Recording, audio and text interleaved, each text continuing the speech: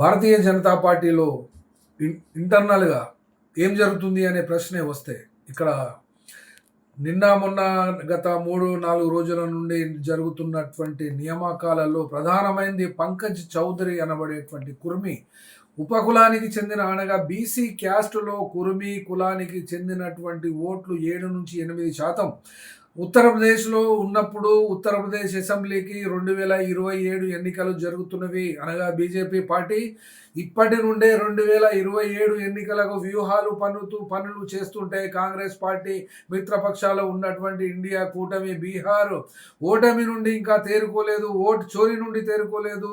భవిష్యత్తులో ఏం చేయాలనే ఆలోచన లేదు. గతాన్ని పట్టుకొని వేలాడడం మూలన ఏమి ఉపయోగం ఉంటుంది, ఏం భవిష్యత్తు ఉంటుందో ఇన్నిసార్లు ఓడిపోయినా కూడా అది వాళ్ళకే తెలియడం లేదు. ఇక్కడ చెప్పుకోవాల్సి వస్తుంది పంకజ్ చౌదరి. ఈ యొక్క పంకజ్ చౌదరి 7 సార్లు ఎంపీ. ఈ 7 సార్లు ఎంపీగా ఉన్నటువంటి ఈ వ్యక్తిని అక్కడ ఉత్తరప్రదేశ్ చీఫ్గా బీజేపీ పార్టీ నియమించుకొని తన యొక్క అనగా మోడీ మరియు అమిత్ షాల యొక్క ఆధిపత్యాన్ని బీజేపీ పార్టీలో నిరాటంగా కొనసాగిస్తున్నది.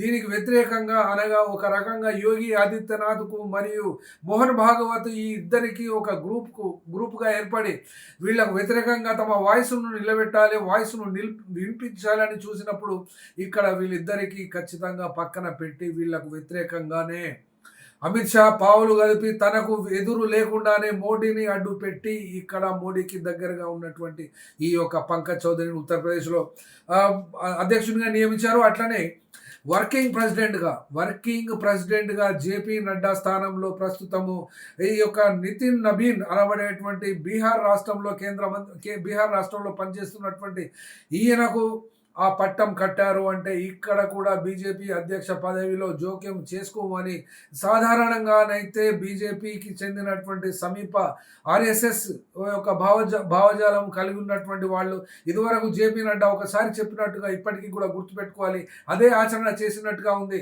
బీజేపీకి ఇక ఆర్ఎస్ఎస్ పని లేదు, ఆర్ఎస్ఎస్తో పని లేదు అని చెప్పినట్లుగానే ఆర్ఎస్ఎస్ యొక్క భావన అనగా మోహన్ భాగవత్ యొక్క అభిప్రాయాన్ని ఈ యొక్క జేపీ నడ్డా ప్లేస్లో నితిన్ నబీన్ను ఎన్నిక చేయడం అనేది ఇప్పటి వరకు అయితే మోహన్ భాగవత్ బయటికి ఇప్పటికీ ఎక్కడ చెప్పినట్టుగా దాఖలాలు కనబడలేదు. ఇప్పుడు ఈ యొక్క బీజేపీ అత్యంత మూఢ నమ్మకాలతో ఉన్న పార్టీ కాబట్టి ఇప్పుడు మంచి రోజులు లేవట. మంచి రోజులు ఎప్పుడు వస్తాయి? జనవరి 2026 వరకు ఈ నితిన్ నబీన్కు మంచి రోజులు లేవు. కాబట్టి అప్పటి వరకు ఈ యొక్క అధ్యక్ష పదవిని చేపట్టడం వాయిదా వేసుకున్నట్టుగా వాళ్లే చెప్తున్నారు.